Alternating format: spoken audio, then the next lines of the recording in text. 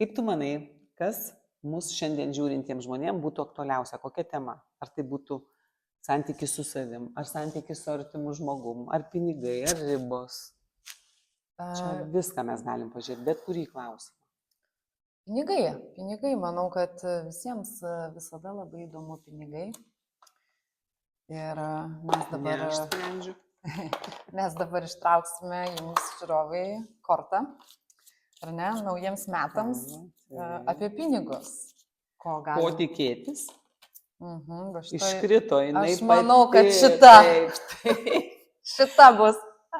O mes jos nerodykim. Kodėl? Parodysim šeštadienį 11 valandą per gyvą studiją. Turėsim, žinokit, labai įdomų pokalbį su Erika, kalbėsim apie žmogaus dizainą, konsteliacijas, lila žaidimą, žodžiu, korteles ir ne tik, ir bus labai įdomu. Tai susitiksim ten ir rasite visus atsakymus. Čiau! Iki.